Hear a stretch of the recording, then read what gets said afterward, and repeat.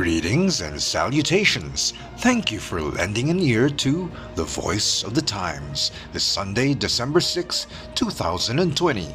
For today's editorial, NPA not free from blame in Jevelyn Culiamat's death.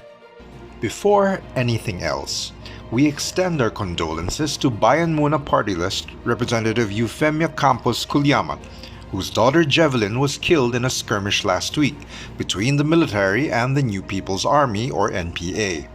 As many have said, no parent should have to endure the death of his or her child. Jevelyn was just 22 years old and was reportedly a medic for the Maoist guerrilla group that serves as the armed wing of the Communist Party of the Philippines, or CPP, which stands accused of being a terrorist organization. Jevelyn's death is discomfiting on many levels. On the one hand, it was wrong to treat her as a war trophy when soldiers posed for photos next to her slain corpse. Even though the military has suffered losses of their own in the decades-old struggle against the CPP-NPA, they should treat the dead with respect. And so it was encouraging to hear Defense Secretary Delfin Lorenzana clarify that this was unacceptable behavior for the military. On the other hand, Jevelyn was indeed a victim, not so much of the military but of the NPA. Just imagine, what are the authorities supposed to do against anyone who takes up arms against a duly elected government? National Security Advisor Hermogenes Esperon Jr. has a point when he said Representative Culiamat's daughter was deceived into sacrificing her life for a cause lacking legitimacy and noble purpose. He added, "She was a victim of a manipulative organization that has taken advantage of her from the moment she was radicalized until her recruitment into the armed struggle."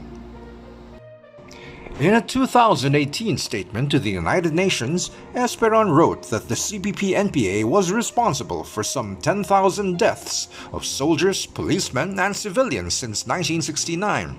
Our columnist, former Ambassador Rigoberto Tiglao, himself a former NPA leader, has been writing that those figures were more like 50,000. Worse, the NPA continues to kill, despite the worldwide collapse of communism decades ago. Rightly so, leftist militants around the world have traded in their arms, but continue their political struggles in the democratic arena, except for some in the Philippines. About double standard. Those on the left lose political capital when they practice double standard. They are vocal against misdeeds by the government, but when it comes to calling out the NPA for continuing its violent and illegal methods, they are suspiciously silent. Instead, they call for the public's understanding of their predicament, even sympathizing with their struggle against poverty and injustice. The left cannot have it both ways. It is also unacceptable for those in the left to rationalize that joining the NPA is a personal choice. Of course, no one accepts it when a politician steals from the public coffers simply because of personal choice. Following the law is every citizen's responsibility, and violating them has consequences. Without laws, chaos rules societies.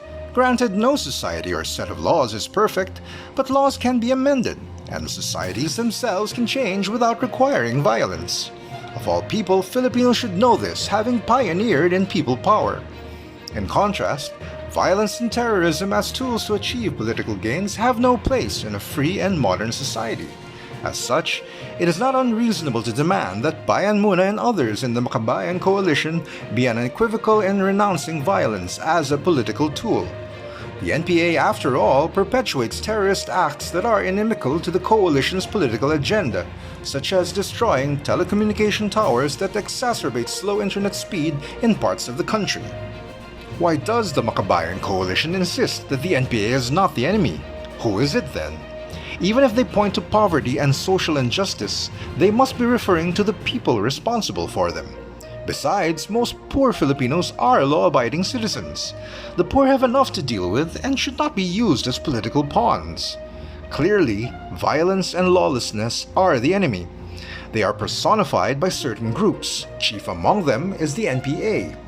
Unless the NPA is defeated or if it pivots from armed struggle to peaceful advocacy, there will be more tragedies like Jevelyn.